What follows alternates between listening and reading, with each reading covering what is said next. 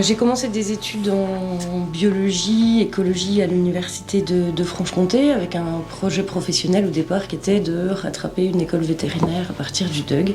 Et puis en fait je me suis beaucoup épanouie en découvrant l'écologie scientifique et puis j'ai poursuivi dans cette voie jusqu'à découvrir le milieu de la recherche à travers des stages en entreprise et en laboratoire au cours de la maîtrise et du Master 2.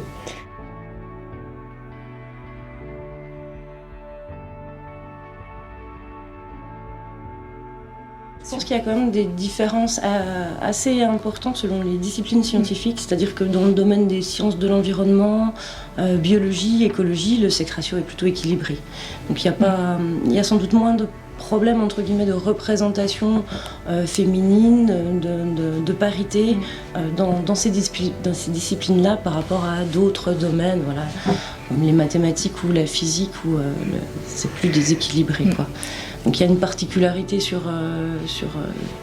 mon domaine scientifique où il n'y a pas vraiment de grosses différences de représentativité dans l'ensemble du métier. Après, il commence à y avoir moins de parité quand on évolue plus sur des postes ou des missions où il y a de plus en plus de responsabilités.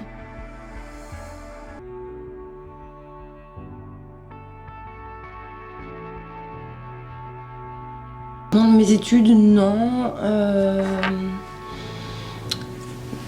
Plus tard, après, quand j'ai commencé à partir du master, la thèse et pendant mes post-docs et mes premières années de carrière, effectivement, les réseaux scientifiques dans lesquels j'interagissais, l'écotoxicologie de la faune sauvage, c'était un environnement plutôt masculin à l'époque, qui a évolué depuis. Maintenant, il y a beaucoup de collègues féminines de ma génération, entre guillemets. La génération précédente était quand même largement dominée par des collègues masculins. Par contre, dans les relations de travail, ça n'a jamais posé problème. Et, voilà, on était vraiment perçus en tant que collègues et pas en tant que représentante de la gente féminine, quoi.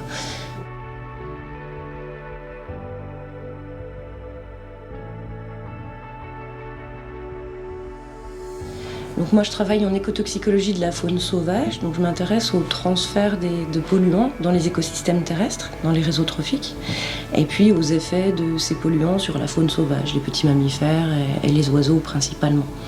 Donc voilà, je m'intéresse aux différents mécanismes qui conditionnent l'exposition des animaux et aux effets à l'échelle des individus ou des populations. Et j'ai beaucoup travaillé sur les métaux, sur des sites industriels contaminés. Et depuis quelques années, je m'intéresse aux pesticides actuellement utilisés.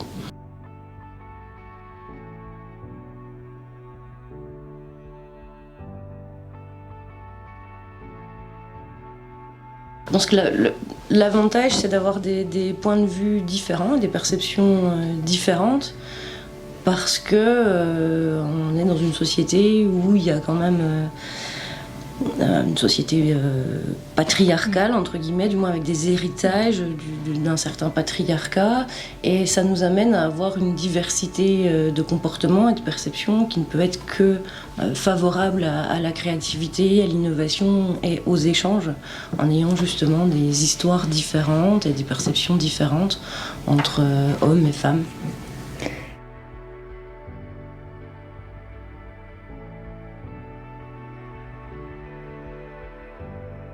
Pas d'autocensure.